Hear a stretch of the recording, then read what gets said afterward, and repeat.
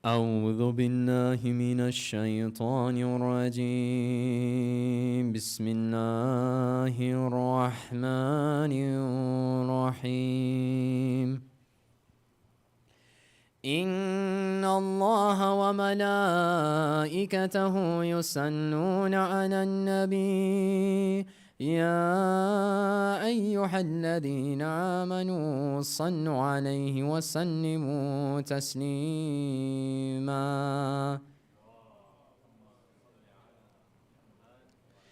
سبحان الله والحمد لله ولا إله إلا الله والله أكبر.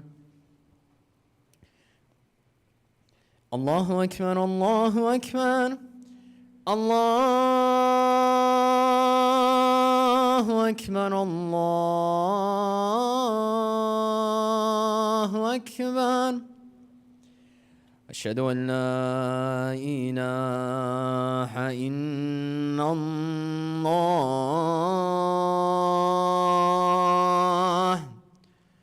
أشهد أن لا إله إلا الله.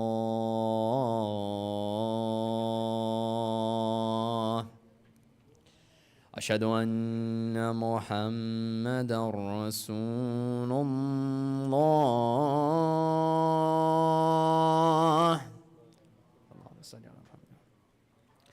أشهد أن محمدا رسول الله.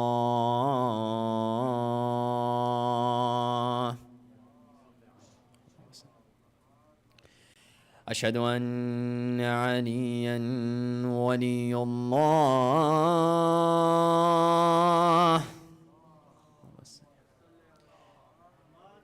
أشهد أن عليا حجة الله.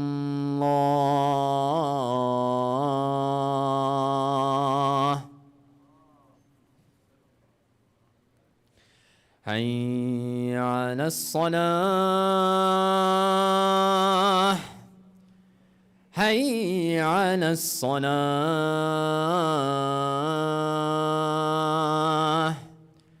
حي على الفلاح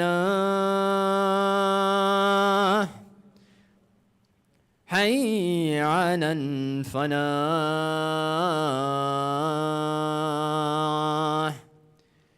حي على خير عمل حي على خير عمل. الله أكبر الله أكبر. لا إله إلا الله لا إله إلا الله. إن الله وملائكته يصلون على النبي يا أيها الذين آمنوا صلوا عليه وسلموا تسليما.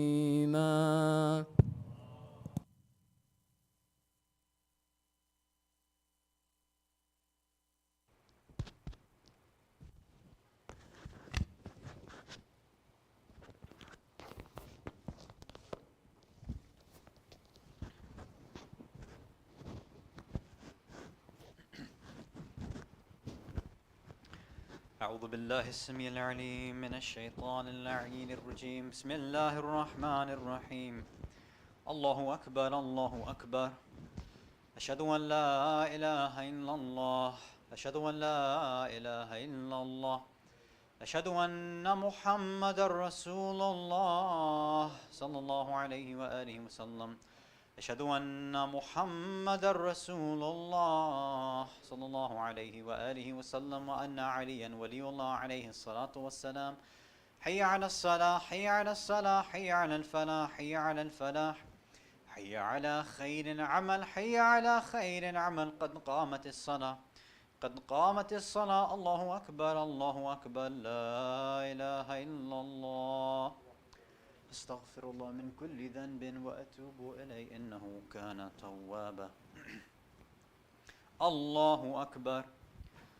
أعوذ بالله من الشيطان الرجيم. بسم الله الرحمن الرحيم. الحمد لله رب العالمين الرحمن الرحيم مالك يوم الدين إياك نعبد وإياك نستعين اهدنا الصراط المستقيم صراط الذين أنعمت عليهم غير المغضوب عليهم ولا الضالين. بسم الله الرحمن الرحيم. إنا أعطيناك الكوثر فصل لربك وانحر إن شانئك هو الأبتر. الله أكبر. سبحان ربي العظيم وبحمده. اللهم صل على محمد وآل محمد. سمع له لمن حمده. الله أكبر. سبحان ربي الأعلى وبحمده. اللهم صل على محمد وآل محمد. الله أكبر. أستغفر الله ربي وأتوب إليه. الله أكبر. سبحان ربي الأعلى وبحمده. اللهم صل على محمد وآل محمد. الله أكبر. بحول الله وقوته أقوم وأقعد وأركع وأسجد. بسم الله الرحمن الرحيم.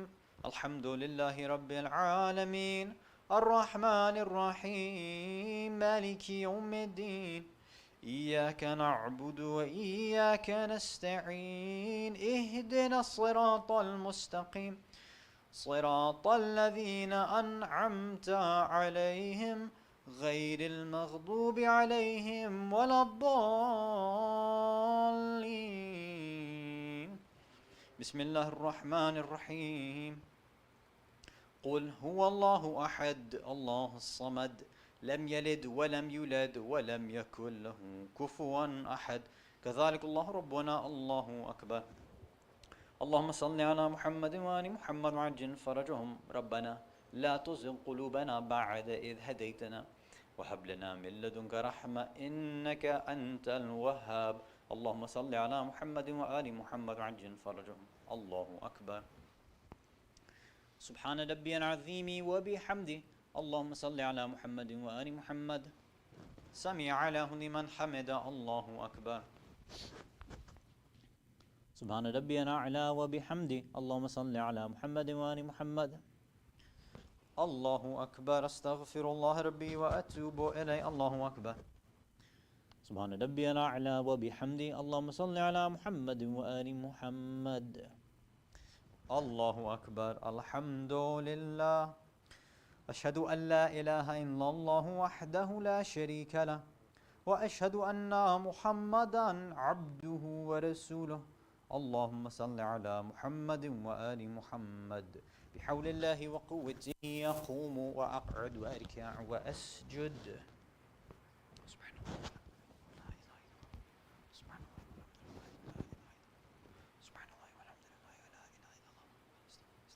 أستغفر الله من كل ذنب وأتوب إليه. الله أكبر.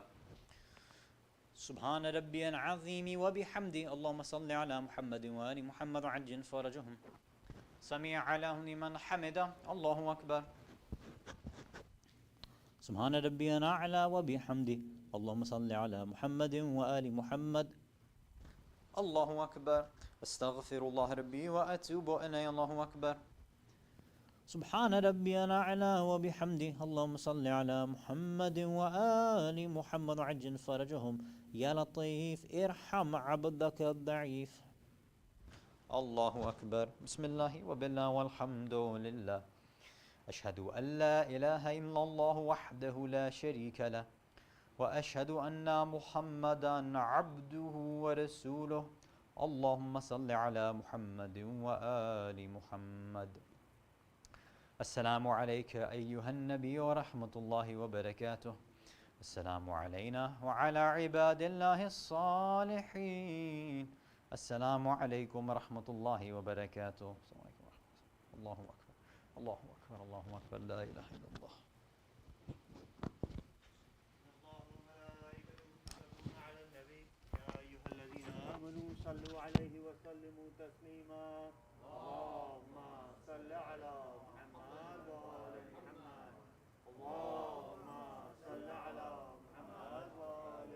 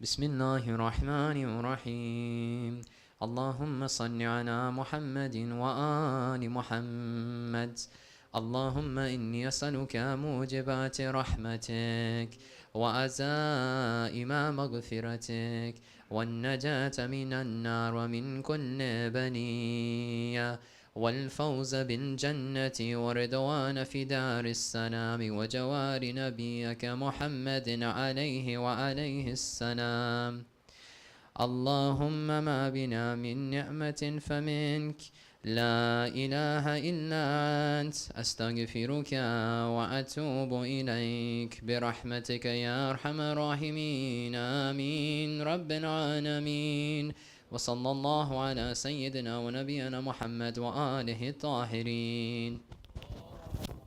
صل على محمد وآل محمد.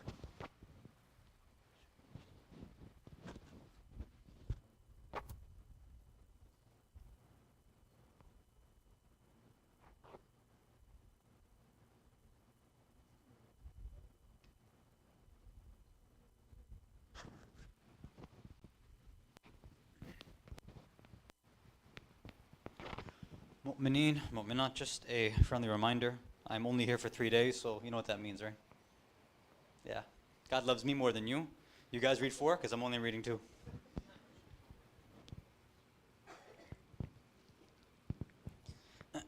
أعوذ بالله السميع العليم من الشيطان اللعين الرجيم. بسم الله الرحمن الرحيم. الله أكبر الله أكبر. أشهد أن لا إله إلا الله. أشهد أن لا إله إلا الله. أشهد أن محمد رسول الله صلى الله عليه وآله وسلم.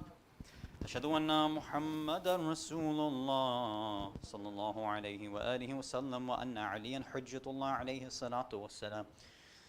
حي على الصلاة حي على الصلاة حي على الفلاح حي على الفلاح حي على خير العمل حي على خير العمل قد قامت الصلاة قد قامت الصلاة. الله أكبر الله أكبر لا إله إلا الله. أستغفر الله من كل ذنب وأتوب إليه إنه كان توابا. الله أكبر. أعوذ بالله من الشيطان الرجيم. بسم الله الرحمن الرحيم. الحمد لله رب العالمين الرحمن الرحيم مالك يوم الدين. إياك نعبد وإياك نستعين اهدنا الصراط المستقيم صراط الذين أنعمت عليهم غير المغضوب عليهم ولا الضالين.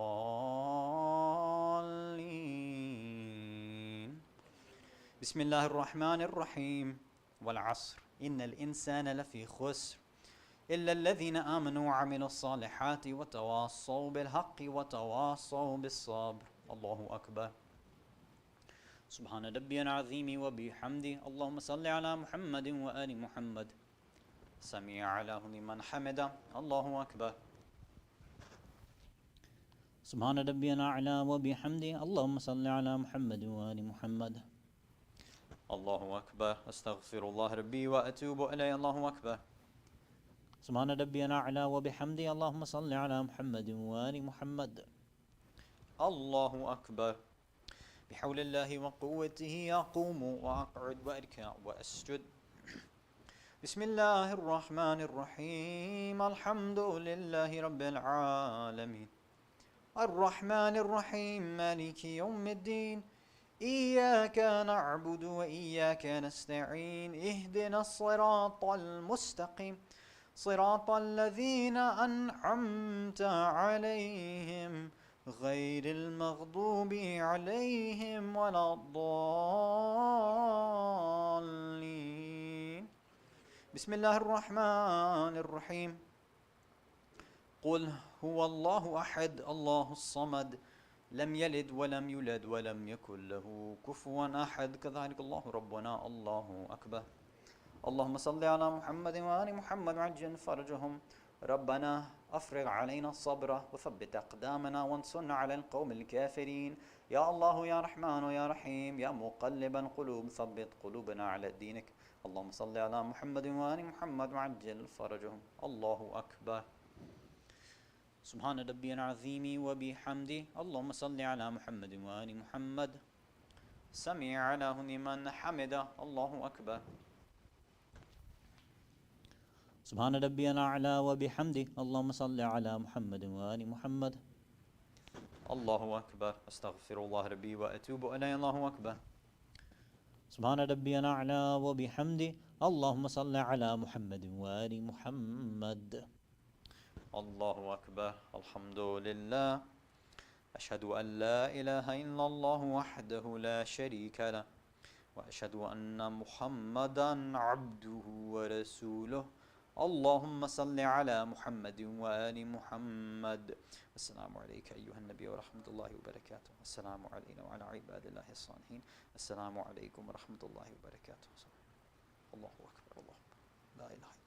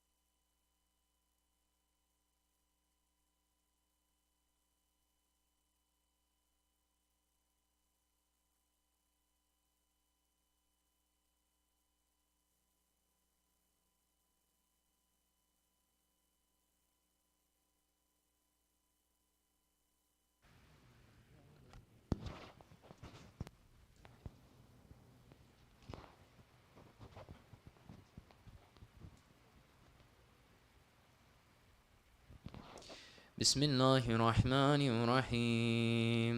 اللهم صل على محمد وآل محمد. لا إله إلا الله الحليم الكريم. لا إله إلا الله العلي العظيم. سبحان الله رب السماوات السبع ورب الأرض السبع وما فيهن وما بينهن ورب العرش العظيم والحمد لله رب العالمين. يا الله يا الله يا الله يا رحمن يا رحيم يا مقلب القلوب ثبت قلبي على دينك. اللهم اغفر المؤمنين والمؤمنات والمسلمين والمسلمات. أستغفر الله ربي وأتوب إليه برحمتك يا أرحم الراحمين. آمين رب العالمين. وصلى الله على سيدنا ونبينا محمد وآله الطاهرين.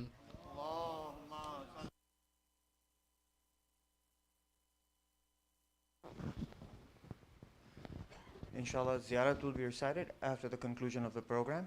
Let us begin preparations to start the program with a loud salawat ala Muhammad wa ala Muhammad. Allahumma salli ala Muhammad wa ala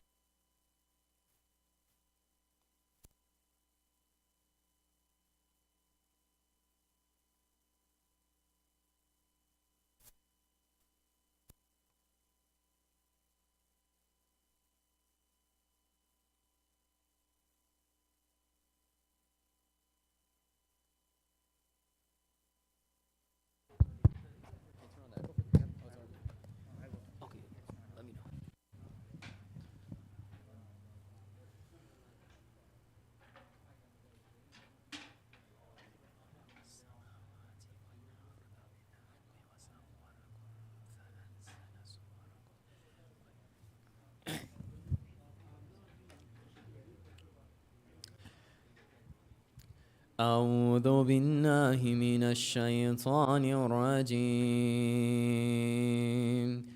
بسم الله الرحمن الرحيم يسبح لله ما في السماوات وما في الأرض له الملك وله الحمد وهو على كل شيء قدير هو الذي خلقكم فمنكم كافر ومنكم مؤمن والله بما تعملون بصير خلق السماوات والأرض بالحق وصوركم فأحسن صوركم وإليه المصير يعلم ما في السماوات والأرض ويعلم ما تسرون وما تعلنون والله عليم بذات الصدور ألم يأتكم نبأ الذين كفروا من قبل فذاقوا وبل أمرهم ولهم عذاب أليم ذلك بأنه كانت تأتيهم رسلهم بالبينة فقالوا أبشر يهدوننا فكفروا وتولوا واستغنى الله والله غني حميد زعم الذين كفروا أن لن يبعثوا قل بلى وربي لتبعثن ثم لتنبؤن بما عملتم وذلك على الله يسير فآمنوا بالله ورسوله والنور الذي أنزلنا والله بما تعملون خبير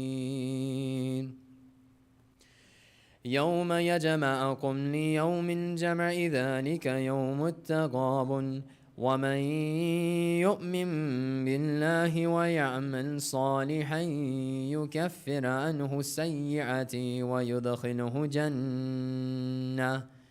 ويدخله جنات تجري من تحتها الأنهار خالدين فيها أبدا ذلك الفوز العظيم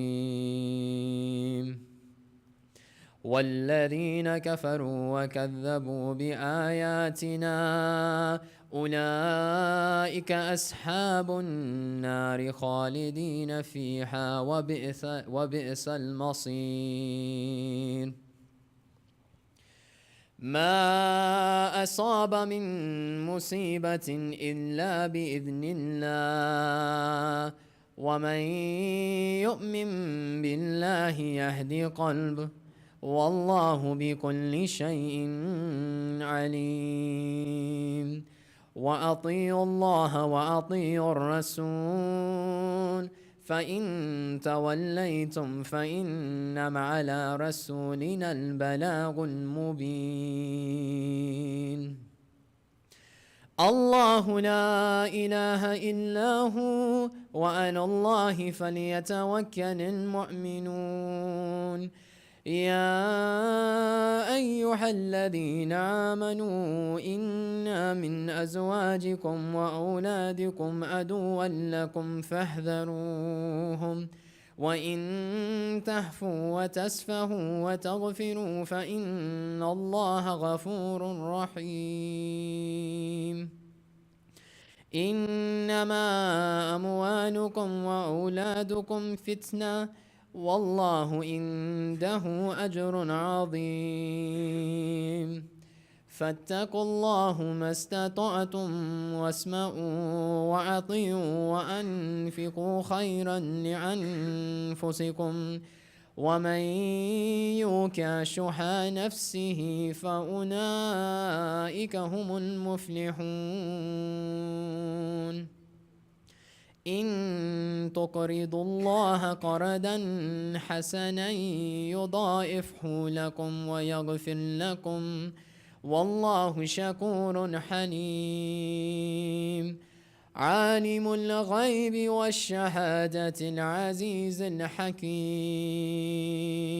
صدق الله العلي العظيم.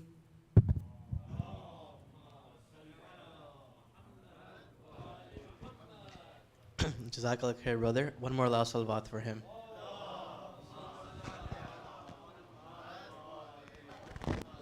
At this time, I'd like to invite Brother Murtaza for recitation of poetry with a loud salawat.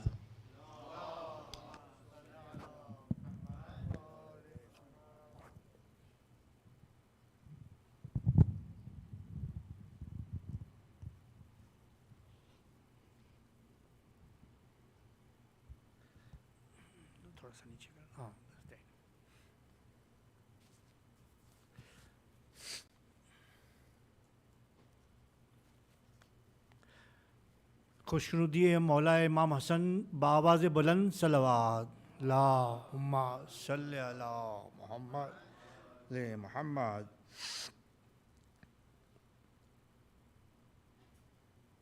پیکاں برس رہے ہیں تابوت پر حسن کے پیکاں برس رہے ہیں تابوت پر حسن کے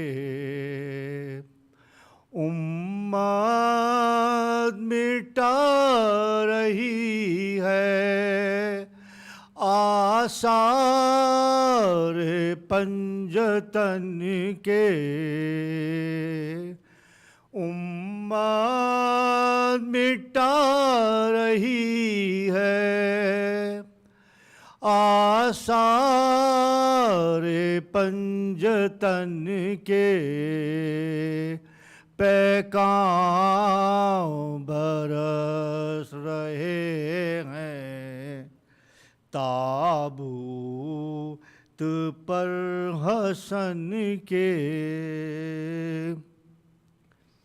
تابوت سے لپٹ کر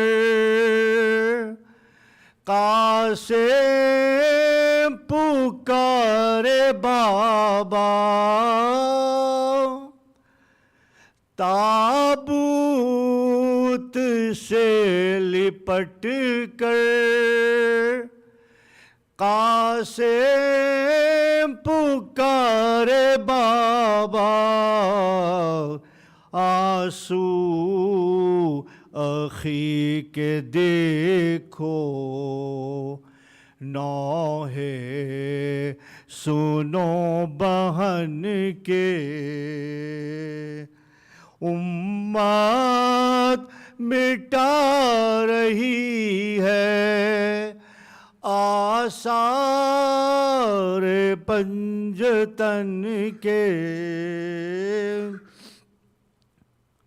زینب پکاری بھائی دل ڈوبتا ہے میرا زینب پکاری پکاری بھائی دل ڈوبتا ہے میرا اگلو نہ دل کے ٹکڑے صدقے گئی دہن کے اگلو نہ دل کے ٹکڑے صدقے گئی بہن کے امت لٹا رہی ہے آثار پنجتن کے پیکان برس رہے ہیں تابوت پر حسن کے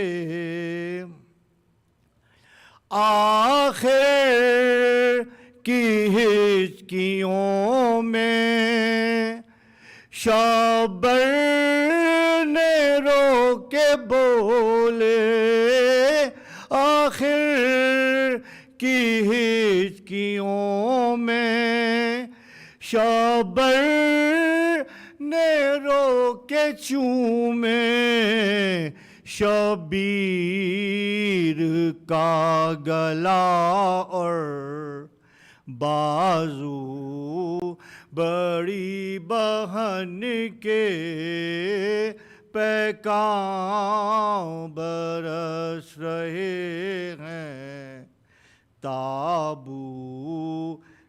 پر حسن کے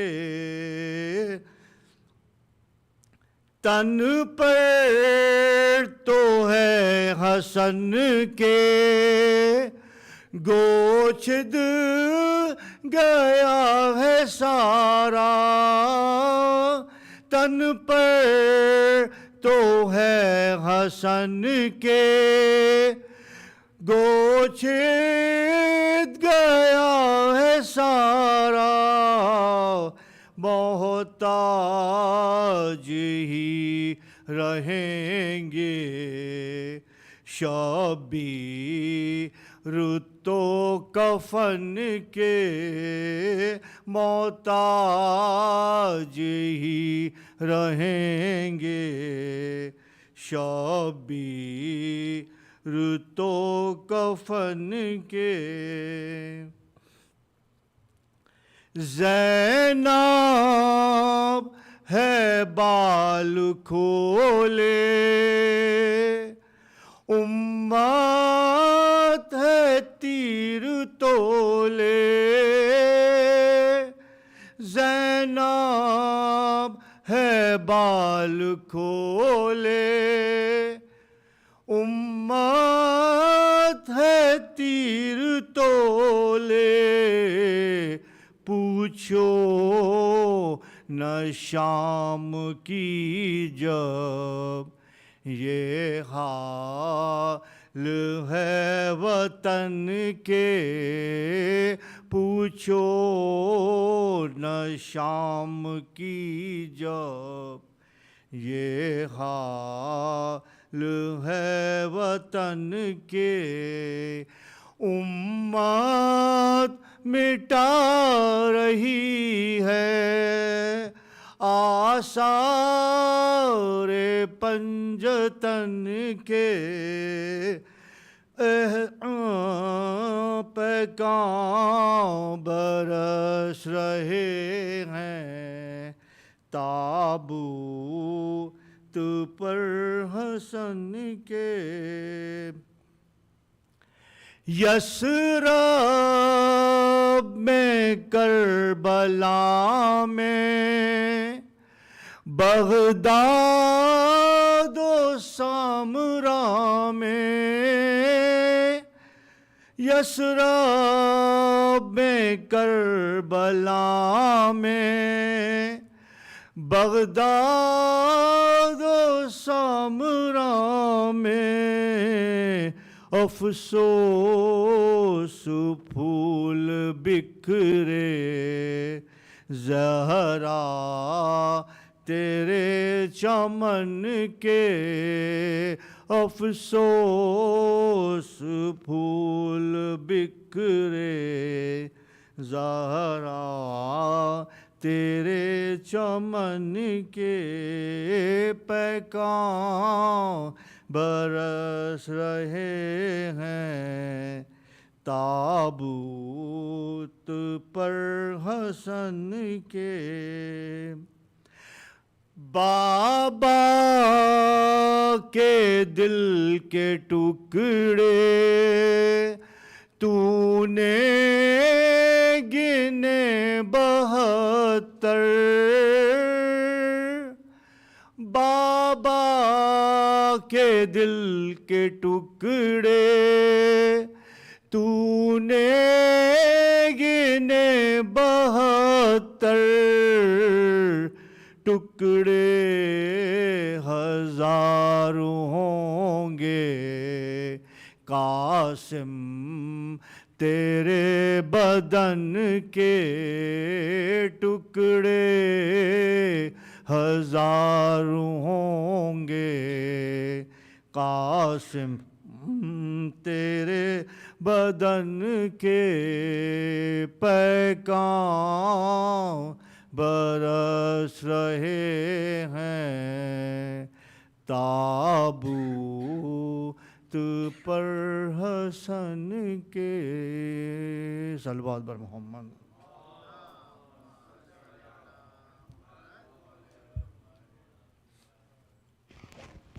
Jazakallah khair, Murtaza uncle. One more last salawat for him, please.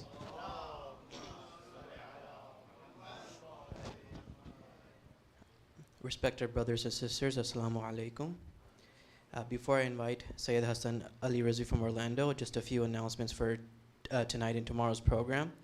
First and foremost, please, if you can, make sure to register before coming. That way we know how much niyaz our sponsors are required to bring.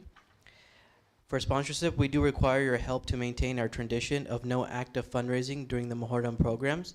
Please consider sponsoring and becoming sustaining members with recurring monthly contributions. You can look for the QR codes posted on the walls. After consultation with health experts, face masks are no longer mandatory for in-person programs at CFK.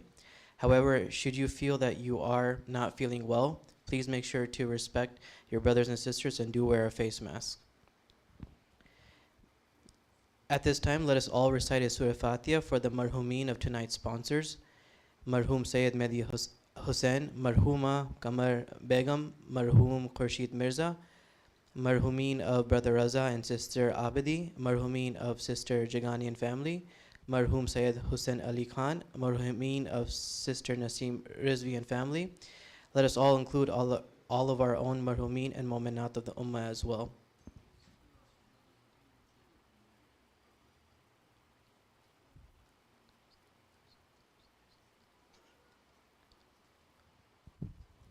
At this time, I'd like to invite Sayyid to the member for recitation of his speech with Allah salawat ala Muhammad wa ali Muhammad.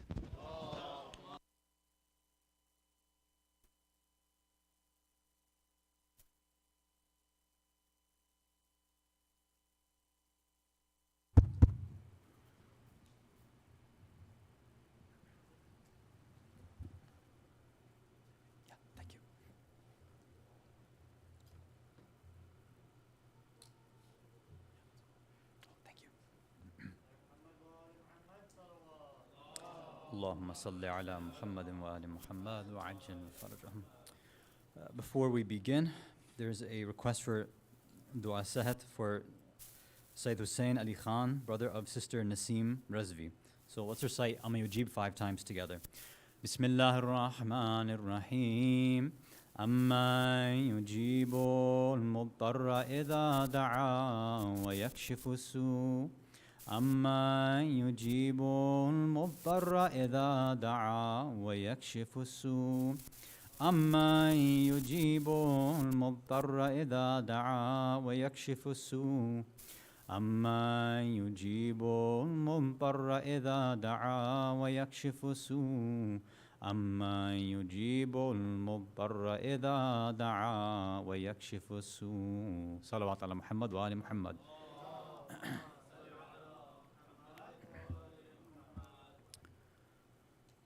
أعوذ بالله السميع العليم من الشيطان اللعين الرجيم. بسم الله الرحمن الرحيم وبه نستعين.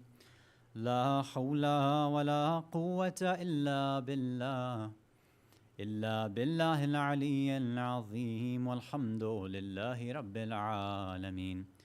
والصلاة والسلام على أشرف الأنبياء والمرسلين خاتم النبيين شفيع المذنبين رحمة للعالمين سيدنا والنبينا وحبيب قلوبنا والشفيع نفوسنا وطبيب ذنوبنا أبي القاسم المصطفى محمد. اللهم صل على محمد وعلى محمد. ثم الصلاة والسلام والتحية والإكرام على أهل بيته الطيبين الطاهرين المعصومين المظلومين ولعنة الله على أعدائهم أجمعين من الأولين والآخرين إلى قيام يوم الدين. أما بعد صلوات على محمد وآل محمد.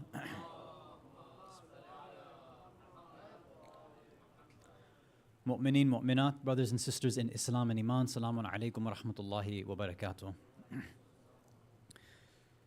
I'd like to begin, of course, by offering my condolences and all of our condolences to all of the Ahlul Bayt, especially Imam al-Zaman.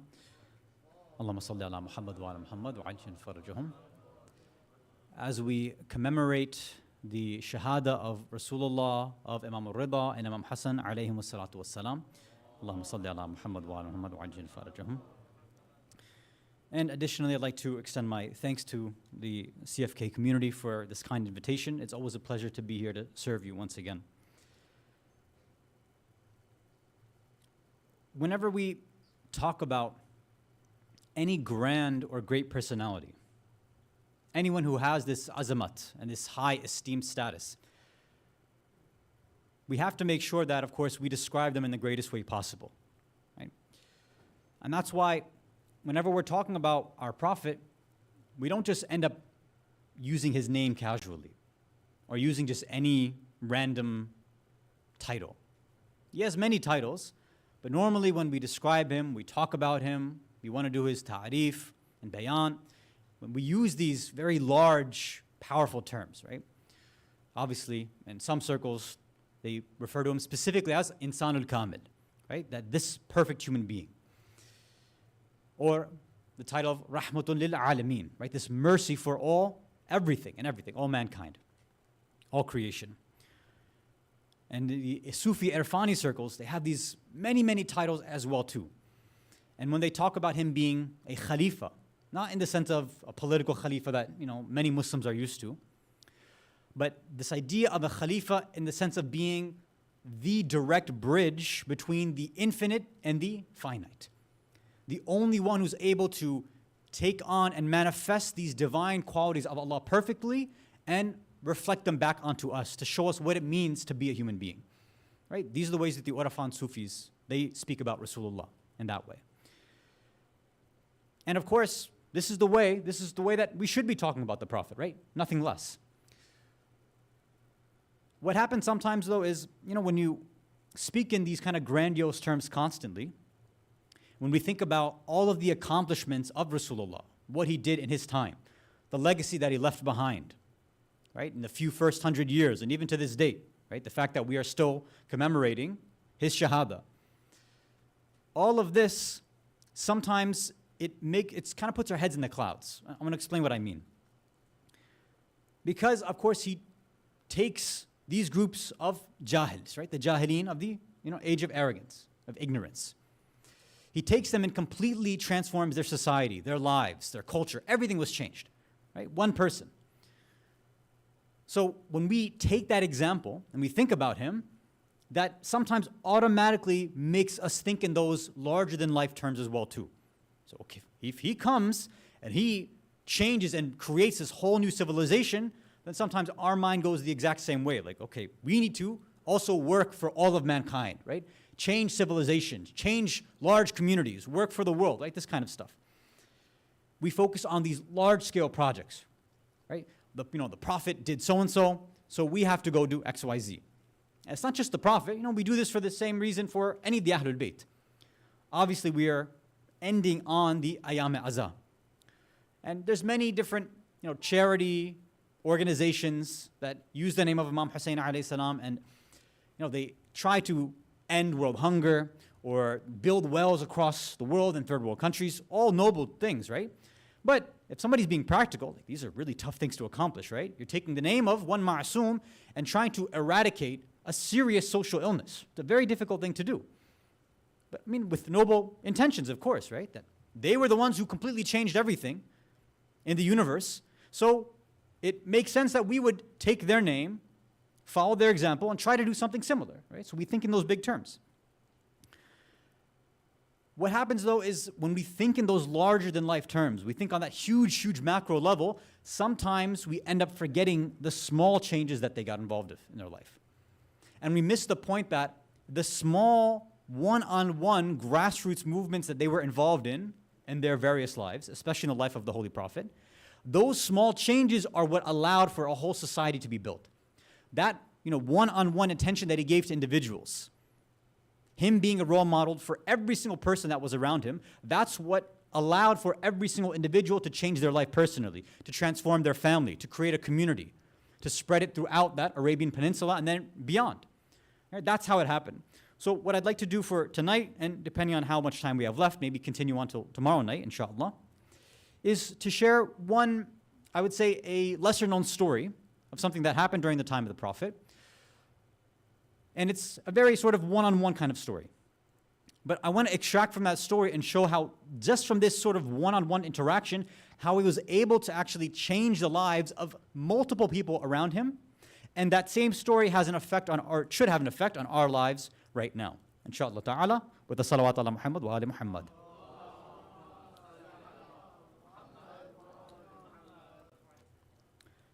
Have any of you heard of the story of Juwaybir and Dhalfa before?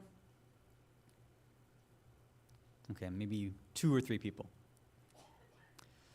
So, Juwaybir, let me start with him. So Juwaybir and Dhalfa, I'm going to give you the spoiler right now. They end up getting married. But how they got married, that's where the interesting part is. So Juwaybir, he was of Sudanese background. And this is all happening during the time of Rasulullah. And this is in the Medinan phase. Right? So they had made their hijrat, they left Makkah, so now Islam's being established in Medina. So, the way that we understand how Muslims came about, I don't think we have a very clear picture sometimes, right? Like, we hear things, okay, Ansar, Muhajirun, like, people heard the Prophet, they became Muslim, like, okay, we have some rough picture, but there's a lot of things that these details help us understand. So, for example, a lot of people, because we knew that this was a trade, the Arabian Peninsula, there was a lot of trade happening. So people were coming in and out all the time, right? It was a hub. So you had people from all over the world, especially all over that Middle East, Arabian Peninsula area. So this person, Juwaybir, like many others, was traveling and happened to be in Medina, or had been in the outskirts of Medina, and had heard about Islam and this guy named Muhammad saying all this stuff. He investigated and said, oh, this is Islam, I want to be a part of it. So he became Muslim like that. Now, when we're thinking about some of the other Muslims, like the Ansar, right? They're coming from Makkah. A lot of them were wealthy, but not everybody. Many of them had wealth. Some of them took their wealth and brought it down with them to Medina. And they remained in that social class. Some of them didn't have that wealth, right? They were Ansar, originally Meccan, in their origin. Sorry, Muhajirun. Thank you. The Muhajirun, right, who left Makkah and came to Medina. So some of them were wealthy, other ones weren't. When they came there, the Ansar, right, in Medina, they helped them out. They said, no, you're here, we'll take care of you, right? That's why they had that whole bond of, your brother, my brother, etc. They put families together so people would take care of one another. Where sometimes they actually even had families, like you were originally from Makkah, sometimes you had some tribal connections in Medina. So people were able to take care of each other. But sometimes what would happen is you had these, what we would call now, reverts or converts. People coming from the outside, hearing about Islam and just joining. But they had no connection to Makkah, no connection to Medina, no tribal connections whatsoever. So now they're there. They had no money, no property, nothing, but they just want to be a part of this Islamic movement. So from there, Now they're there with Rasulullah, with the people in Medina, but they've got nothing. And initially, there is this term that's used. There's these people that become ashab al-suffa, where within the Masjid al-Nabawi, right, in Medina, over there, a small section was carved out and laid out for them, built for them, of all these different individuals. And some historians say maybe 300 to 400 individuals who were pretty much, we're using modern day terms, homeless, poor, faqir, fuqara. They had nothing. They had very little, if not, no income pretty much. So they were staying in the masjid. And then later on, historically, when the Qibla switched, that place also switched as well. It was taken outside, but I don't want to get into that history. Okay. There was a bunch of individuals who were basically just unmarried bachelors who were poor or had very little money, and they were staying in the masjid. And Rasulullah would go, he would frequent, he'd sit with them, eat with them, recite Quran with them, teach them, right? Spend a lot of time with them. So this person, Juwaybir, this Sudanese individual from Imam actually, he was one of them. He was Ashabu Sufa. So he's one of these poor individuals, right? Now he's there. He's been now this sort of poor Ashabu Sufa for a long time. And one time, the Prophet is with him. He comes, and the Prophet starts having a conversation with him. And he starts off with some advice for him. He says, Juwaybir, wouldn't it be really awesome? Wouldn't it be really beautiful if you could get married and, start a family and end this sort of, tanhai, this, isolation that you have in your life? Like, wouldn't it be, better? It's like you can take care of your dunya and your akhirah, right? You have physical needs you have to take care of, and you have ukhrawi needs, right? Take care of everything, get married, have a family. We hear the story. The first time I heard it, I'm like, Rasulullah sounds like an uncle in the community, right? Like an auntie, like, beta go ke, shadi karo. Yeah, I guess the Prophet was doing the same thing. Maybe that's where the uncles and aunties are getting it from. Like, yeah, we're following the sunnah. That's why we do this. So, and you can imagine the response of Juwaybir too. Just like any other person usually who's told by an uncle or auntie to get married, they're like, I'm trying. What do you think is happening? So he says, Ya Rasulullah. He's like, look, I don't have any money. I have no beauty. I'm not from some famous tribe. I have no lineage. I've got nothing. He said, who do you think is going to marry me? He said, you tell me which woman out there, right, among the Muslims, the Muslimat there, he said, which one of them wants to marry this short, ugly, dark-skinned person? That's what he said to Rasulullah. He said, what do you think is going to happen? And then Rasulullah gives this very, very sort of long response. I don't know if I'll give everything, maybe just a part of it. If you can recite a salawat ala Muhammad wa ala Muhammad.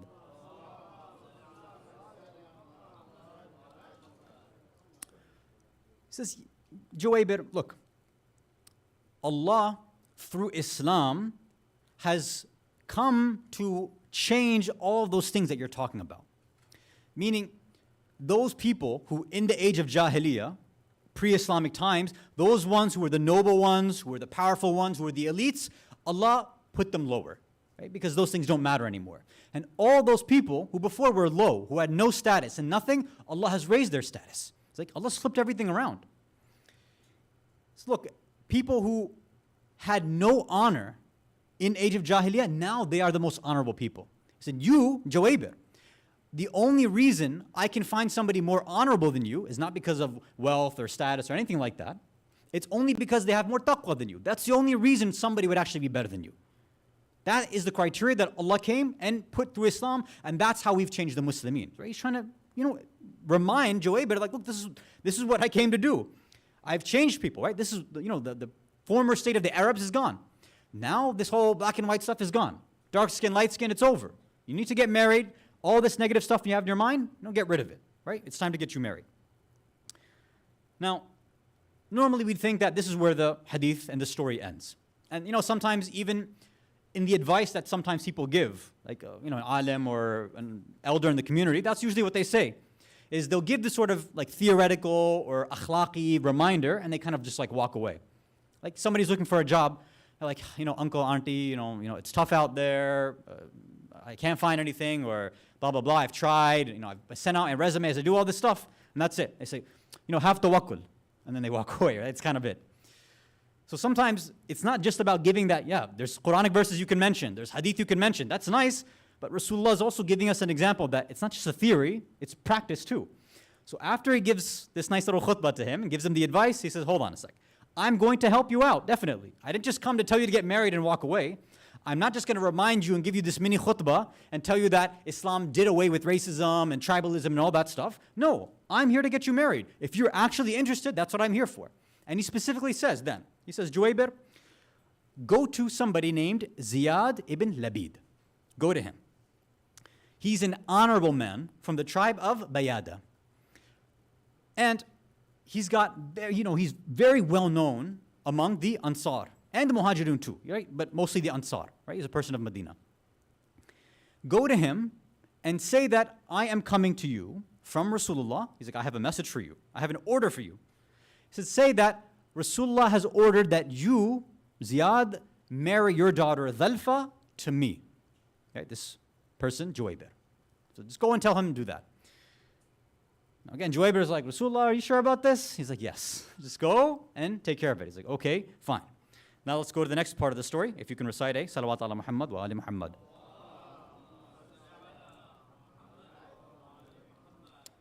Okay. So he makes his way towards Ziyad ibn Labid's house. At that point, Ziyad was, I don't know, he was having some party or something like that. Lots of his tribesmen were there, a lot of family members and things like that. So house was packed. Juwaybir comes, he asks you, says salam, asks for permission to enter. They said, yes, come on in. He gives his salams to everybody in the room. He addresses Ziyad. He says, Ziyad, I have been sent from Rasulullah. He's like, I'm one of his messengers. I've got a message for you. Do you want me to give you this message in public or in private? And Ziyad is like, you're bringing a message directly from Rasulullah to me? He's like, I'm honored. He's like, Rasulullah's come to give me something? He's like, it's an honor for me. That's great. He's like, why would I want this in private? Let everybody know. He's going to regret it in a second. He's like, yeah, this is amazing. Rasulullah's talking to me. Yeah, let's hear it. What's he got to say? He says, okay, well, he says, so Rasulullah said that you have to marry your daughter, Dhalfa, to me. And Ziyad's like, oh, okay. He's like, listen here, right? This is not in the hadith, but I can imagine this, right? I think he probably put his arm around him. He's like, let's take a walk. He's walking with him like, listen, Juwaybir. We're Ansar, right? We're from a very famous tribe. We've got certain cultural norms. We do things a little, strange and different. You're from your background. We usually stick with Ansar. You know what I mean? So don't get offended. That's just the way things are. Why don't you go back to Rasulullah, right? It's okay, go back to him. And when I get a chance, I'll go talk to him. There's probably some miscommunication, or maybe the message got crossed, or he misunderstood something, or you misunderstood, I don't know. I'll go talk to him later and we'll get sorted out, all right? Everything okay? And Juwaybir's like, right? In the back of his head, he knew it was going to happen. So he turns around, he begins walking out. And if you and I were in that situation, we'd probably do the same thing that Juwaybir is about to do. Sometimes where you get really, really upset, and you want to express it, but you don't have the jur'at to say it like super out loud or to the face of the person. So you turn around, you kind of walk away, and you mumble it. But you don't mumble it so that they don't hear you. You mumble it so they hear you.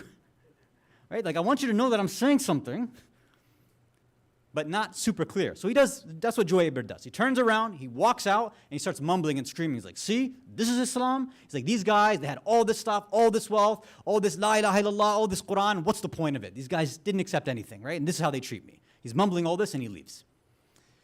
Now, Dhalfa heard all of this from another room, from her room.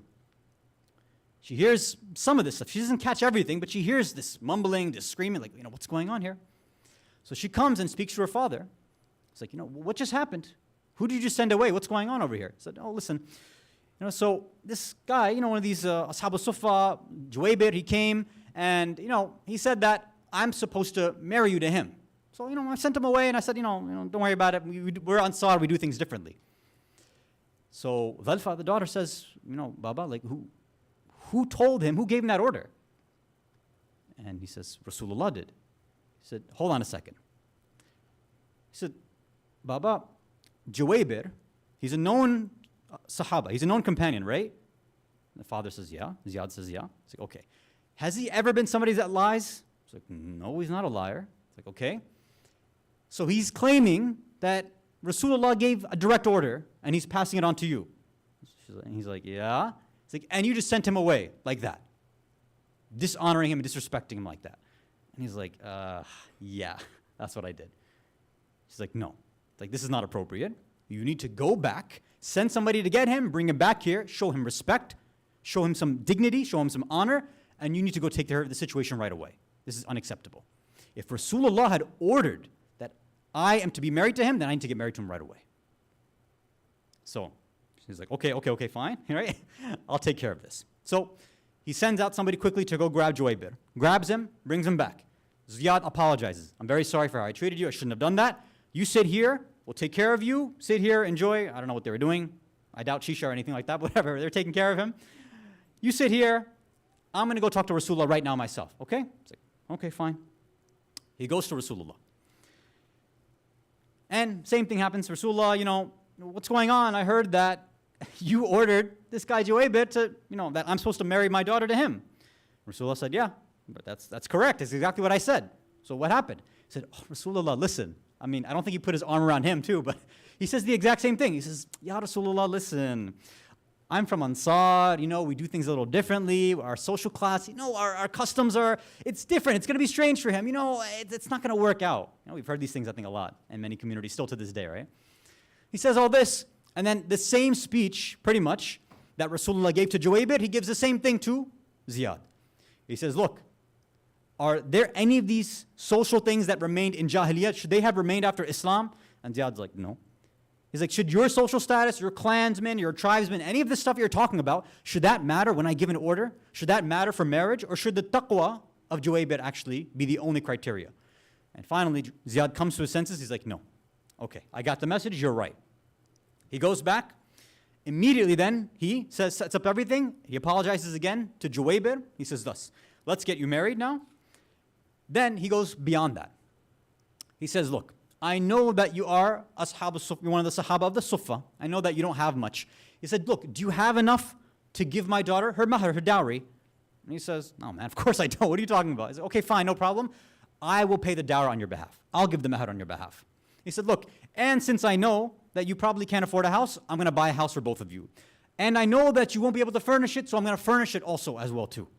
So he went from his one tiny, huge mistake, and then made sure to correct it every single step of the way, right?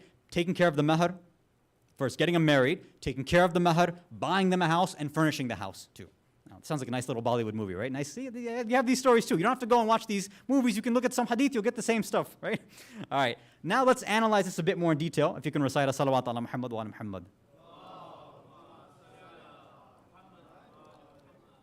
I think if the Iranians made like a movie or like a series about this, you'd probably watch it, right? Could be interesting, I don't know. Not as interesting as Mukhtar or stuff, but yeah, maybe. Okay. So yeah, I want to analyze this a little bit and take some lessons. So if I were to ask all of you, let's see if you're in the interactive mood right now. Who right now would you really place the blame for the sort of problems in this story? Who's the person who made the mistake in this story? Ziyad? Right? This guy denied an order from Rasulullah, right? He's the one who made the first mistake. Yeah? Anybody disagree? So it seems like everybody says, look, Ziyad, if you had just accepted it, wasn't this tribalist, racist, whatever you want to say, if you had just accepted and done ita'at of what Rasulullah had ordered, then this all would have been averted. Most of us, that's how we would have analyzed the story. But I would actually submit to you that the first problem is not in the hands of Ziyad, it's actually in Juwaybir's hands. He was the one who started all of this. Like, what? Why are you blaming this poor guy? Well, in the beginning, Rasulullah came to him and said, look, you need to get married. And what was his response? Like, who's going to marry me? All right? So what was his response? His response was immediate negativity. His response was not having a positive perception of his fellow Muslimin and Muslimat. That negativity perhaps could have led to the situation that he was in the whole time.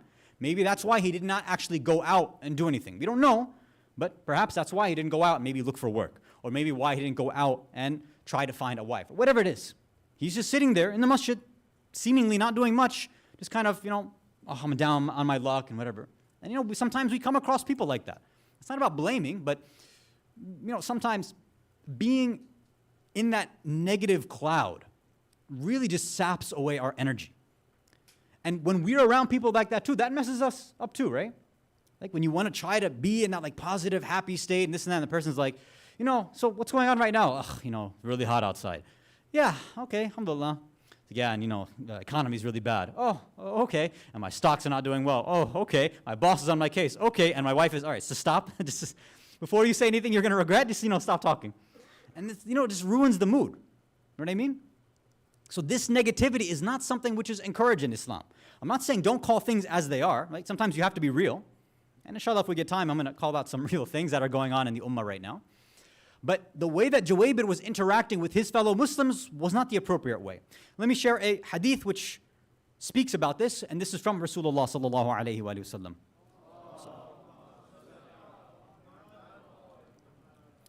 Rasulullah is reported to have said, "Khaslatan la tajtami'an fi mu'min." There's two characteristics that you will never ever find.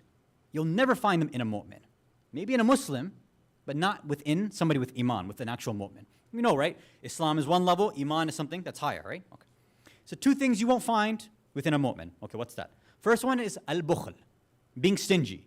You won't find that in a mu'min. A mu'min is never stingy. What's the second one? وَسُوءَ ظَنْ بِالرِّزْقِ, having this negativity, this negative perception when it comes to rizq, specifically rizq. Now, I don't want to turn the lecture into a lecture about rizq because we know it's one of the many misconceptions a lot of us have, right? We hear rizq, immediately dollar signs. That's usually what goes through our mind, right? I need more rizq, Allah give me rizq. You're thinking about, your crypto wallets. That's what everybody's thinking about, right? Like, please help me out, right? My portfolio is not doing well right now. Allah, widen that. Rizq, hopefully now we know that, okay, that's a misconception. Rizq is health and wealth. Many things. It's children. It's marriage as well, right?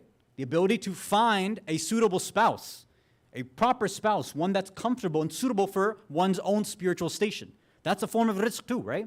Because we all know that it's impossible for a person to grow spiritually without nisfuddin, without their other half. It's impossible, right? And that's why we always say we should be saying the better half, right? That idea. And that's why, a lot of the modern day movements of, I'm independent, I can go my own way and all this stuff. No, we have nothing like that in Islam. You cannot go your own way. You're not going to survive. Yeah, maybe you can get a job and live on your own and, a tiny little apartment. Sure. Maybe you can budget yourself accordingly. But spiritually growing, it's impossible. And I'm sure maybe you've heard this too, that especially in the Irfani circles, they talk about the different divine names of Allah being separated between men and women, right? We have these Jalali names, these names of majesty and power and might, and then the Jamali names, the names of beauty. And these names have been divided and delegated between men and women, right? So Jalali for men, Jamali for women. And they've been divided and delegated so that when we, as men, try to find our Jalali perfection there, then we say, okay, hopefully I've gotten some understanding of myself. Now I need to find Jamali perfection too. I need to understand Ar-Rahman, Ar-Rahim, Al-Ghafur, Al-Ghafar, Al-Latif. I need all these beautiful subtle names that I don't understand as a male. I need to find that in my counterpart, in a female. And if, with that person, with my wife, I'm able to learn those things and see how she manifests that. And then, of course, the wife does the same thing. And she doesn't need the Jalali as much, right? We don't really offer too much. But the Jamali, we know they're all important. Nobody really cares about Allah's Jalali names. Or in the dunya, we care about Jalal, right? In the dunya, we want the rizq and all that stuff. But in the end of our life, especially on Yawm al-Qiyamah, that's when we want Ar-Rahman, Ar-Rahim, Al-Ghafur, Al-Ghafur. We want all that lovey-dovey, hippie Islam, right? The God is love, God is love. That's the stuff we want right now, right? Or back, at least at the end of life. That's what we want. So those two names come combined within marriage. That's one of the main spiritual purposes, is that they come together, two individuals come together and reflect these names of Allah back to one another to show how both together can become perfect human beings, all trying to manifest all of Allah's names. And that's why the only perfect marriage we really have in that aspect then is the perfect manifestation of Jalal, which is Imam Ali, and the perfect manifestation of Jamal, which is Bibi Fatima alayhim wassalatu wassalam. Allahumma salli ala Muhammad wa ala Muhammad. And that's why that marriage will always be the role model and the standard for every single follower of the Ahlul Bayt. So, as we said, su'adhan bi-rizq. This is a quality that should never exist within a mu'min. They should never have this negativity, a negative perception, be doubtful about where their rizq is going to come from. There's no jobs out there. There's no good girls out there. There's no good guys out there. You know, it's my health, whatever it happens to be. Right? There's a lot of things we could talk about in risk. But at least for this story, based on this hadith, Jawaybir, his first mistake is he has su'a dhan bi rizq. He has a negative perception in regards to his risk, his ability to find a suitable spouse, a suitable wife. Why is this such a problem though? They're like, okay, but you know, a lot of us may have those sort of doubts. Like, okay, I mean, I know it's a bad thing, sure, but why is Rasulullah saying that it's one of the two things you won't find in a mu'min? You know, what's the big deal? Well, let's break it down a little bit. When we're saying su'a dhan bir rizq, that I have this negative perception, I'm doubtful, I really don't think I'm going to get the risk that Allah has already allotted to me. You know, Allah allots everybody is guaranteed their risk that they need to survive and that they need to become perfect. Allah has already guaranteed all of that stuff, as long as we do what we have to do and, you know, our wadif and our duties. So, on multiple different levels, there's mistakes being made for a person who has that negative perception. So, here's one level. One level, at the bottom level, it's me having a negative perception and showing negativity towards my brothers and sisters in Islam and Iman. Saying that I know as a community, people in the community should be helping me find a spouse. They should be helping me get a job. If I can't, they should be helping me financially through sadaqah or khums or zakat, whatever it happens to be. There should be the community, that's what they're there for, right? Or family at the very least, or if not the community. You know, that's what Muslims need to do. We always talk about charity, sadaqah all the time. Well, if somebody in our community is in that state, whether they need a spouse, they need a job, they need money, they need something, it's the community who has to step up step up and do something. I'm not saying it's here. I'm pretty sure it's not here. But many other communities are like this, where they're ready to go and help out people halfway across the world. I'm like, Baba, in your community, you have a lot of people in need. I'm not saying don't help them overseas. Yeah, do that too. But when you have people at your own door and your own centers and your masajid begging, you have to take care of them. The people halfway across the world, when they complain, if they have a shikayat to Allah at the end of the day, they can complain about their own local community, right? If they have a complaint in Iraq, they'll complain about people in Iraq. If they have a complaint about people in, in Yemen, whatever, they'll complain about their community there. But somebody who's our neighbor, who's our own community member, they'll say, look, they were my community member. They knew me. I prayed with them. I was part of the Azadari culture with them. I cried with them. I laughed with them. We did all this together, yet I sat there poor. I sat there unmarried. I sat there unfulfilled for many years. And who knows, maybe we might be taken into account for that. So we have to be very, very careful and make sure. So this negativity that this person has is basically saying, there's no good people in my community. Right? Because that's what that negativity really means. When you're saying that, I'm not going to get my rizq, what you're saying is that there's no people here who are manifesting that name of Allah. Allah is Ar-Razik and Razaq. Somebody needs to be there to be able to do that. And most communities do have people like that, alhamdulillah. So when somebody has that negativity, what they're really showing their negativity towards, it's not just some concept, but it's actually their brothers and sisters, their fellow mu'mineen and mu'minat. That's the first one. Salawat ala Muhammad wa ala Muhammad.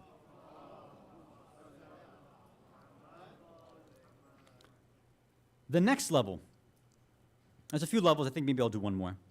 The next level, and this is probably the most problematic one, I'd say, is that when a person has this negativity, yeah, at one level, obviously, it's directed towards the people that are around them, brothers and sisters in Iman and Islam.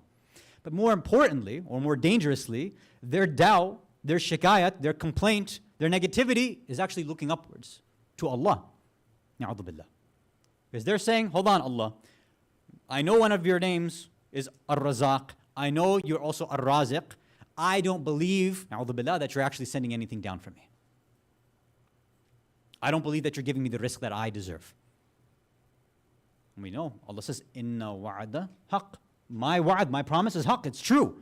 Don't say that I'm a liar, na'udhu billah. Allah is saying, I have always made sure every single person, it's made for them. It's allotted for them. Everybody gets what they need to reach their kamal, reach their perfection. So when somebody's saying, no, it's not coming to me, so either they're denying the wasa'il, the intermediaries, meaning the mu'mineen and mu'minat, or, na'udhu billah, they're denying the one who provides it in the first place. Allah himself. Saying, no, Allah, you actually didn't send it down. And that's a huge, huge problem in somebody's aqeedah. Again, I'm not saying people are going to hell for this or whatever, you're burning. No. The idea is we're trying to figure out some of the spiritual diseases that you and I might have right now too. Is that, okay, Because maybe we have, sometimes we have these sort of complaints. We think, Allah, how am I going to survive in this economy? Prices are going up, inflation, all of that. And sometimes we end up in doubt. And that's okay. Being in doubt is fine. But what is helpful, especially from these kinds of stories, is we're able to piggyback off of them. In a sense, we're saying thank you. Shukran, well, alhamdulillah. That Allah, you, through all these intermediaries, these stories have been written down and preserved for us. So now, I don't have to go through the same hurdles. I can listen to this person's story, Juwaybir. This whole episode, I can see what he went through and realize, okay, he did this, and I see what happened to him. And I see if the story had gone one way, what would have happened, and thankfully it went this other way, and what the positive conclusion was. Now I can reflect on myself, okay, this negativity that I have, this su'u dhan bil rizq, I definitely don't want to be somebody who denies Allah as Ar-Raziq and Razaq, so I have to make sure that that's not there. At the same time, I want to make sure that I'm not rejecting my fellow mu'mineen, mu'minat. So a person then begins to do this tafakkur and contemplate within themselves like, okay, why am I really doubtful then? Why am I thinking like this? And inshallah, hopefully with this sort of inner contemplation and reflection, they're able to slowly, maybe by themselves, get rid of this su'u dhan. They can, heal themselves. And in many riwayat, we say that, look, yes, sometimes we need outside help, we need spiritual doctors, we come to these majalis sometimes to give us that recharging. We go for ziyarat and things like this. That's helpful. At the end of the day, you and I are the ones in the driver's seat though, right? Allah doesn't force us to do anything. The Ahlul Bayt can't force us to do anything. And Shaitan also doesn't force us to do anything. You and I, at the end of the day, we're being provided. Here's the antidote. Here's the prescription for what's going to heal you. And Shaitan's saying, here's some poison. It's up to you. You get to decide. If you want to benefit from these stories and eliminate that disease when you hear this over and over again, that's your choice. All of these variables, all of these tools are for you and I to use. It's up to us. And that's one of the greatest blessings of these majalis. There is not a religion on earth that has this sort of constant reminder over and over again like the Shia of Ahlul Bayt. Nobody else has this. Sometimes, and we were just talking about it right before, that there's something very ajib about the Ayam-e-Azah, isn't there? It's bittersweet because, we put up these black cloths, our houses, the environment changes, right? All the colorful clothes get put aside. It's the darker black clothes, everything comes out. Many of us, we cover up, sometimes when I grew up, we covered up our TVs and things like this. Things change. Sometimes people don't eat outside. Everybody has their own sort of way of expressing that grief, right? And it's obviously a time of gham and masa'ib and musibah, and we're crying and we're coming together and doing all this. At the same time, there's this community coming together and we're benefiting from one another. We're connecting with one another. We're beating our chests and reciting and hearing these sad lines of poetry. And we're shedding tears all together, expressing our grief for the Ahlul Bayt, at the same time also saying that, hey, these same spiritual diseases that they had, I might have it right now too. I don't want to be like Shimr and Ibn Ziyad and these guys. I don't want to be like them. So I'm also reflecting on that too. So it's bitter because of all these things I'm reflecting on, but it's sweet because I'm getting, 10, 12 nights in the beginning of Muharram to reflect on all of this and the chance to improve. Then weekend majalis, then arba'een, then these weekend majalis afterwards, constantly, over and over and over again, reminder after reminder after reminder. No other religion has this, right? Some, maybe it's Saturday sessions or Sunday sessions, and that's about it. Even other Muslims, they don't have the frequency that you and I have. Some people, within Muharram and, especially more of the ones I think that have grown up here, sometimes I think they get tired of so much darkness and sadness and this and that. Like once, sometimes kids, jokingly, not jokingly, but, they're innocent kids. They're like, when's the sad time going to be over? When can we be happy again, right? Sometimes kids speak like that.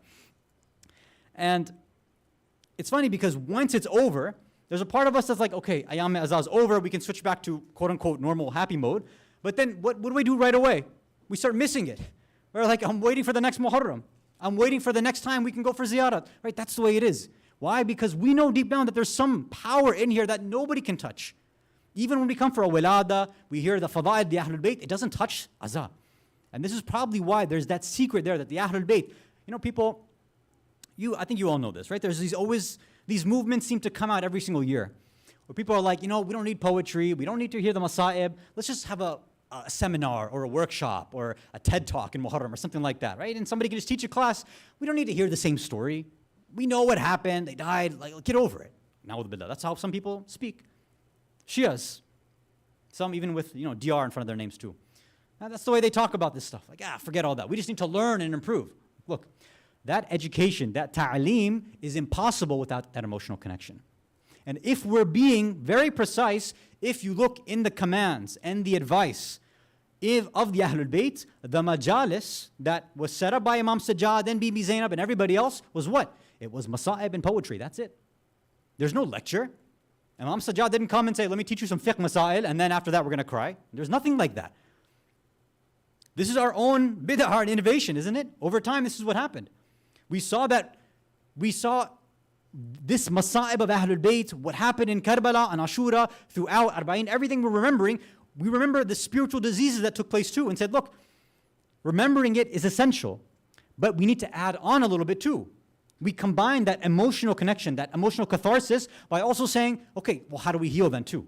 We need the emotional healing, but we also need the intellectual healing and the spiritual healing. And that happens because it's coupled with the intellectual part, right? The beginning lecture part that we have added on, throughout these recent years. And that sort of 1-2 punch is what really gives energy and life to these majalisul Ahlul Bayt. Salawat ala Muhammad wa ala Muhammad.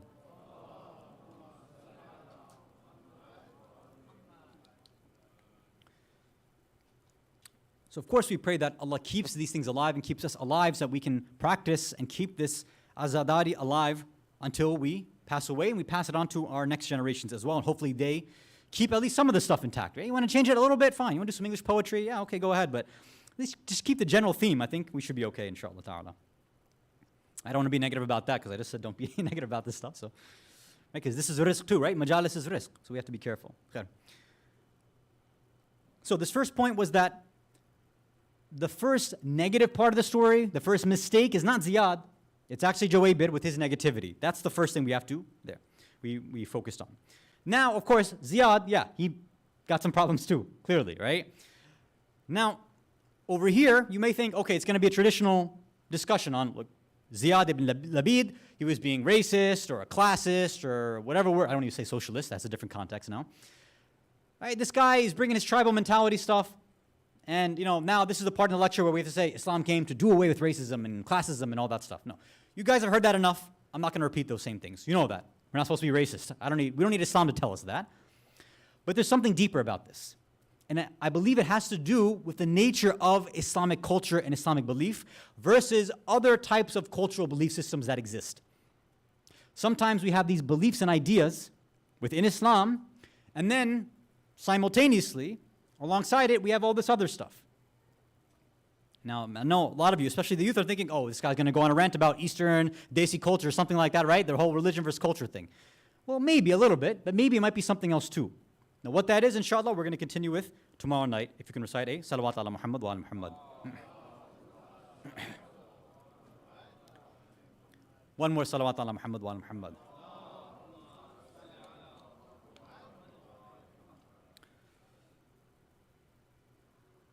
It's amazing. We have this love and adoration for Rasulullah. We remember how he transformed all these individuals. He transformed the society. People who didn't even want to put their head on the ground. They said, this is beneath me. Sujood? No, I'm not going to do anything like that. He changed them so that they remained in sujood to earn Jannah. People who were burying their daughters, burying their sons alive. He changed that and made them respect their children, change the level of tarbiyah. But unfortunately, not everybody was looking for a change of heart. Not everybody alongside Rasulullah was a real and true companion. Not everybody who was there with him in these battles had the best interest of the ummah in mind. Rasulullah would give many orders in battle, and certain individuals would say, no thank you, that's not for us. He would tell them to remain here in this position on the battlefield, they'd run. He would tell them, no, don't go after all these spoils of war, we divide it later, they'd run after that. He would tell them, go follow Ali in battle, they'd say, no, we're not going to follow him. He would say, go follow Osama ibn Zayd, go follow him to this expedition. No, we're going to stay behind, we're not going to go. He asks for a pen and paper. No. You're delusional. Na'udhu billah. You're not getting that. he leaves behind fadak as a gift, not an inheritance, a gift to his daughter. They say, no, we'll take that away from her too. The gift that you give to your daughter, we'll take that away from her too.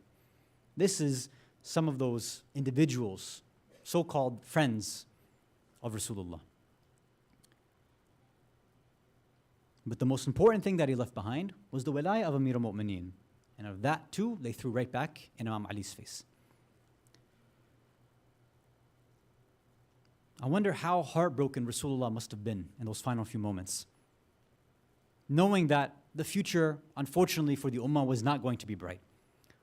Years and years, all this effort he put in. Many accepted the message, many tried, and they made mistakes, but their heart was in the right place.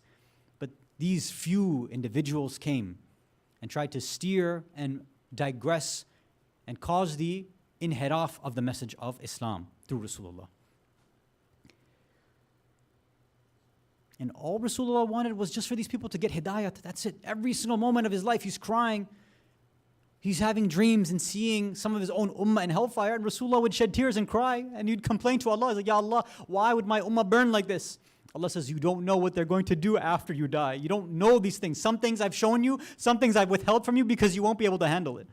Look at how many ayat in the Quran Allah tells His beloved, His mahbub, He's saying, La tahzun, don't worry, don't let your heart grieve for these people. They don't want hidayat. My job is to give them hidayat. Rasulullah, don't you worry. They will get what they deserve in akhirah.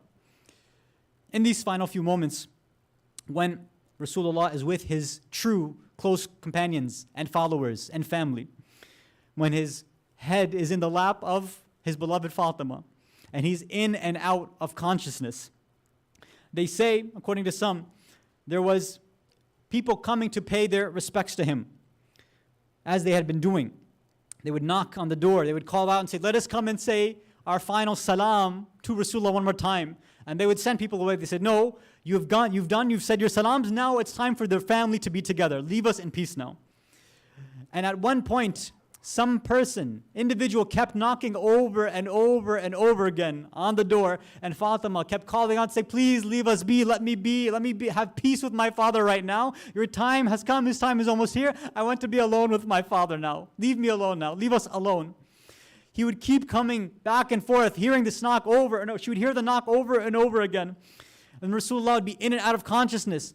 Once, when he woke up, he gained consciousness. He saw this look, this anxious, sad look, perturbed look on his Fatima's face. He said, Ya Bunayya, why do you look like this? What has angered you like this? Why are you like this? He says, Ya Baba Bata Rasulullah, somebody keeps knocking on the door and they won't leave us alone. I just want to spend these last few moments with you. That's all I want. But they will not leave me alone. They will not leave us alone. And Rasulullah begins, Beti, Bunayya, you don't know who this actually is. This person who's knocking, this is the only time that he's ever knocked on somebody's door. Don't you know that this person is not even a person? This individual, this entity who's knocking on the door is someone who never asks for permission. This is Malakul Maut. He doesn't even ask permission from the Anbiya. He comes and takes the souls of everyone as he wishes by the command of Allah. But because of the ihtiram, the respect, the dignity, the izzat that you have, he will not enter this household unless you give ijazat and permission. Ya Rasulullah, Malakul Maut refuses to enter the house. In just a few short months, people will be screaming and threatening and banging on the door, saying, if you do not open these doors now, we will burn the whole house down. على لعنة الله على قوم الظالمين وسيعلم الذين ظلموا أي منقلب ينقلبون إنا لله وإنا إليه راجعون رضا بقضائه وتسليما لأمره. ماتم حسين.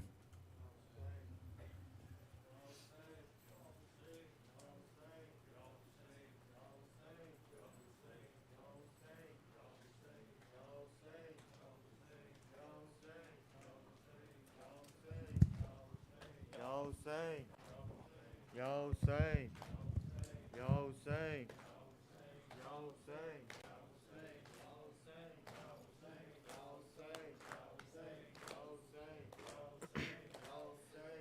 اے قضا تو ہی ملا دے میرے بابا سے مجھے،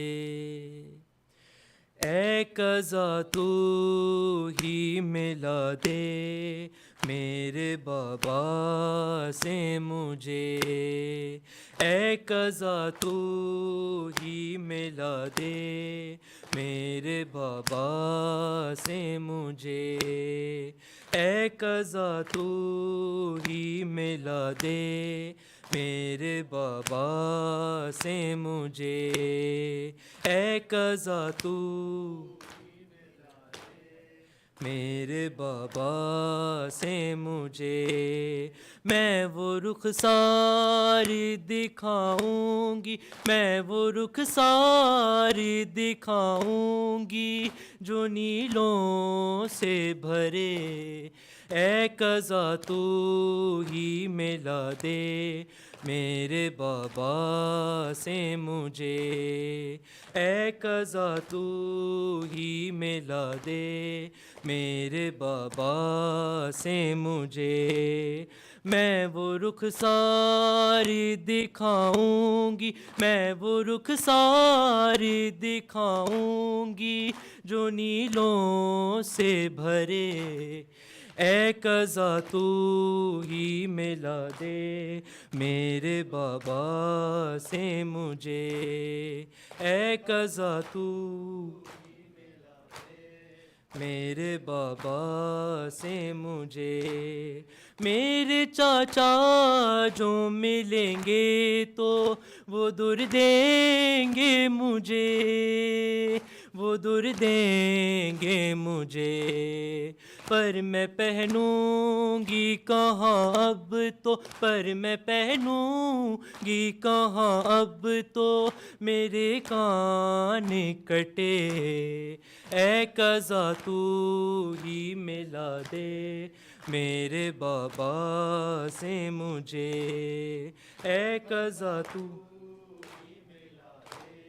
میرے بابا سے مجھے، میں جو دادی سے ملوں گی تو یہی پوچھوں گی، یہی پوچھوں گی، پسلیاں ٹوٹی ہو جس کی وہ، پسلیاں ٹوٹی ہو جس کی وہ بھلا کیسے جیے، اے قضا تو ہی ملا دے میرے بابا سے مجھے، اے قضا تو ہی ملا دے بابا سے مجھے، بھیا اصغر کو بتاؤں گی جلے خیموں سے، جلے خیموں سے، میں بچاتی رہی جھولے کو،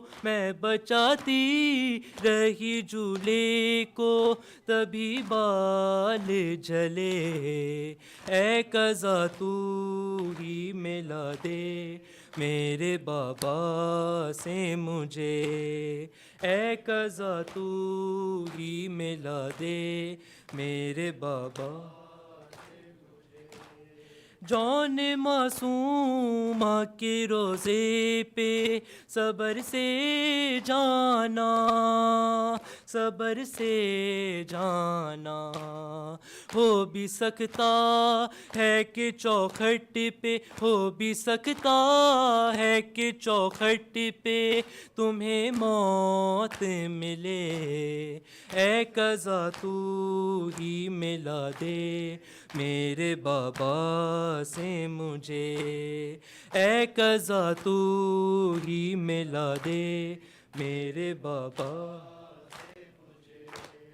میں جو دادی سے ملوں گی تو یہی پوچھوں گی، یہی پوچھوں گی، پسلیاں ٹوٹی ہو جس کی وہ پسلیاں ٹوٹی ہو جس کی وہ بھلا کیسے جیے اے قضا تو ہی ملا دے میرے بابا سے مجھے اے قضا تو ہی ملا دے میرے بابا سے مجھے میرے چاچا جو ملیں گے تو وہ در دیں گے مجھے وہ در دیں گے مجھے پر میں پہنوں گی کہاں اب تو پر میں پہنوں گی کہاں اب تو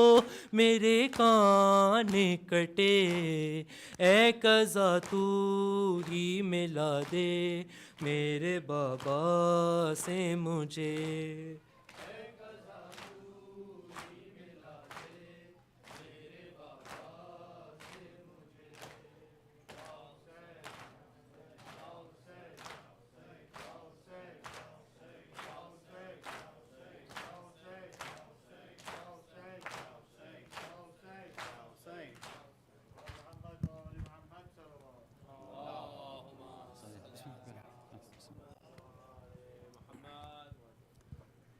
السلام علیکہ یا رسول اللہ، السلام علیکہ یا نبی اللہ، السلام علیکہ یا فاطمة الزہرا سیدۃ النساء العالمین، السلام علیکہ یا امیر المؤمنین، السلام علیکہ یا حسن المجتبی، السلام علیکہ یا سید الشہداء بکربلاء یا ابا عبد اللہ، السلام علی الحسین وعلی علی بن الحسین وعلی اولاد الحسین وعلی اصحاب الحسین وعلى 9 معصومين من ذرية الحسين علي بن الحسين ومحمد بن علي وجعفر بن محمد وموسى بن جعفر وعلي بن محمد علي بن موسى ومحمد بن علي وعلي بن محمد والحسن بن علي السلام عليك يا حجة القائم بن حسن المهدي مولانا صاحب العصر والزمان الأمان الأمان الأمان من فتنة الزمان من شر الشيطان يا شريك القرآن يا خليفة الرحمن يا مظهر الإيمان يا كعبة الإسلام إمامنا وإمام إنس والجان عجل الله تعالى فرجا وسهل الله مخرجا وظهورا وجعلنا من خير أعوانه وأنصاره وشيعه والمستشهدين بين يديه السلام عليكم جميعا معصومين والأنبياء والمرسلين ورحمة الله وبركاته.